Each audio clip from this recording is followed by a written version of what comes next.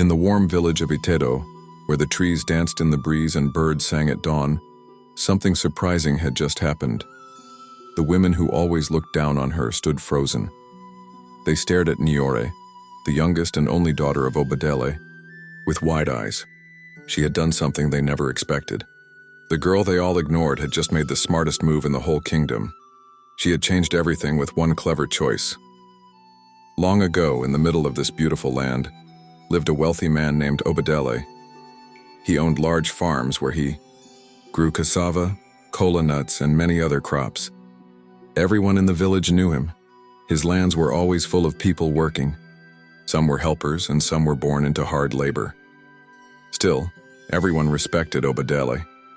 He treated his land and his people with care. Obadele had a big family. He had 7 wives, and each one gave him a son. But the youngest wife, Alero, gave him something different, a daughter. They named her Nyore. She was the only girl in the family.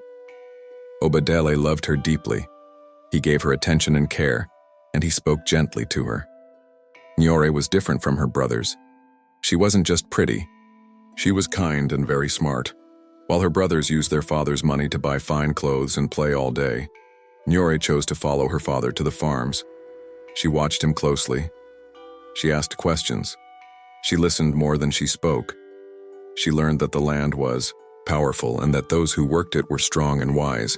But not everything was peaceful in Obadele's home. The other wives and their sons didn't like Alero or Nyore. They were jealous. They saw how Obadele smiled at Nyore and how he praised her for her calm spirit. The sons believed their father loved her more than them. But Nyore never fought back. She stayed kind. Even when they mocked her or gave her mean looks, she greeted them politely. Every time Obadele went to the farm, Nyore followed. She also spent time with the old servant named Kembu. He had worked for Obadele for over 30 years. Kembu knew every corner of the farm. Obadele trusted him like a brother. Kembu treated Nyore like a student. He told her stories about planting and harvesting, about rains and dry seasons. He saw something bright in her, something her brothers didn't have. While the sons were busy enjoying life, Nyore was learning. She knew when the rains would come. She knew how deep to plant each seed.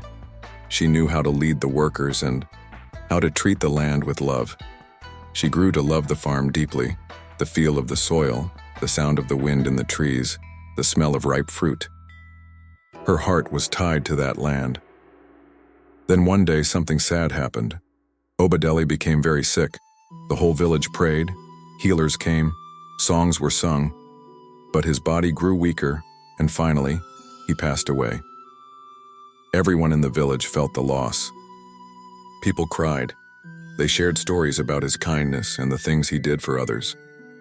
After his death, the family gathered to see what he had left behind. Obadele had been a rich man. His farms, houses, workers, animals, and savings were plenty. The wives and sons sat together, wondering who would get what. Then a surprise came. Obadele had written a will, a paper that shared his final wishes. Everyone thought the sons would get all the land and gold, but they were wrong.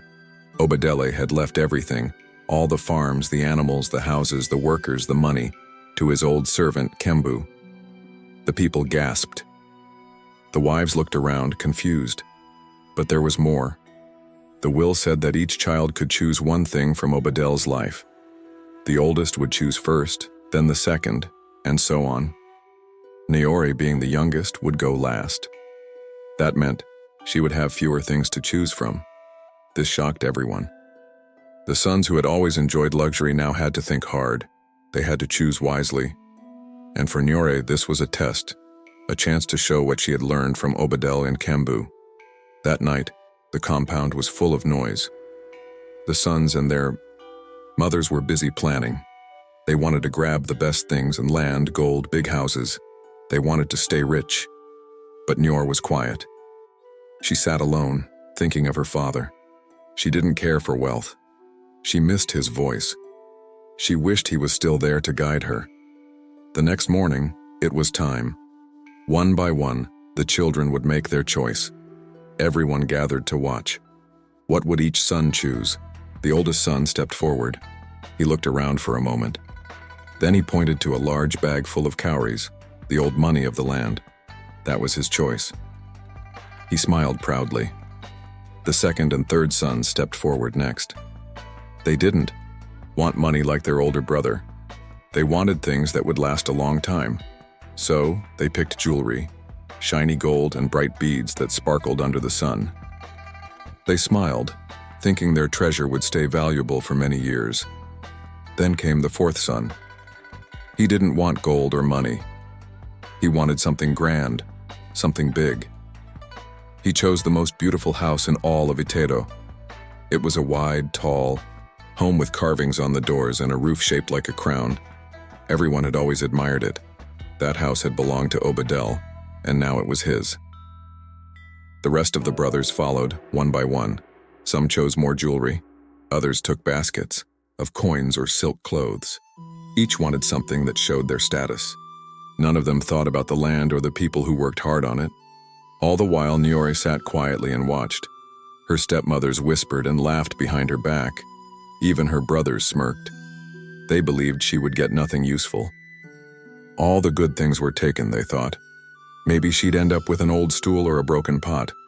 But Nyore didn't worry. She had already made her choice, a choice no one else had thought of. She waited calmly with her hands folded and her head held high. She had learned something from her father and from Kembu, something the others had missed. The villagers had also gathered to watch. They leaned in close, wondering what Nyore, the quiet and clever girl, one would choose. Could she surprise them?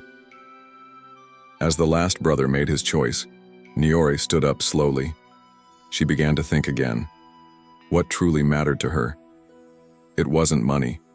It wasn't beads or houses. She needed something else, something her heart could feel. So she went to speak with Kembu. Kembu stood under the big baobab tree. His eyes were tired but warm. He had known Obadele for most of his life. Nyore looked at him and asked softly, "What should I pick?" Kembu paused for a moment. Then he said, "Choose what would make your father's heart smile." Nyore blinked. She didn't fully understand his words, but she nodded and walked away, holding them in her heart. That night, Nyore could not sleep. She stared at the roof. She missed her father. She thought of her brothers, of the things they took. She thought of Kembu's words. And slowly, like a quiet river, the answer came to her. She sat up, her eyes bright. She knew what to do. The next morning, the whole village gathered once more. It was the seventh and final day. It was time for Nyore to choose. People whispered, wondering what she could possibly pick. Everything valuable was already gone. Nyore stepped forward. She looked around at her brothers, then at the crowd. Her face was calm. Her voice was clear. "I do not want gold. I do not want a house," she said. "I choose Kembu, the chief servant." The village fell silent. Many didn't understand. Why would anyone pick a servant? But Nyore continued, "My father gave everything he owned to Kembu. If I choose him, then everything Kembu now has, all the farms, the homes, the people, will belong to me." The crowd gasped. Her stepmothers looked shocked. Her brothers stared with wide eyes. No one had thought of this, but Nyore had. She had used her mind and her heart. She had chosen not just a person, but everything that came with him. It was the smartest move anyone had made. The same girl they had once ignored, the one they thought was weak, had outsmarted them all. Nyore, the youngest, had become the most powerful person in the village. The people of Itedo began to see her differently. They no longer saw just a quiet girl. They saw a wise leader, a strong daughter, a true heir to Obadele's heart and legacy. She ran the farms with care. She treated the workers kindly. She didn't brag or shout. She led with love and wisdom. And so, Nyore became a name everyone respected. She showed that being thoughtful and kind was more powerful than gold or land. The story of Nyore teaches us this. Wisdom and kindness are worth more than riches. A smart choice, made with a good heart, can change everything. We must learn to value People, not just things. True wealth is not what we hold in our hands, but what we carry in our hearts. Respect, love, and wise decisions.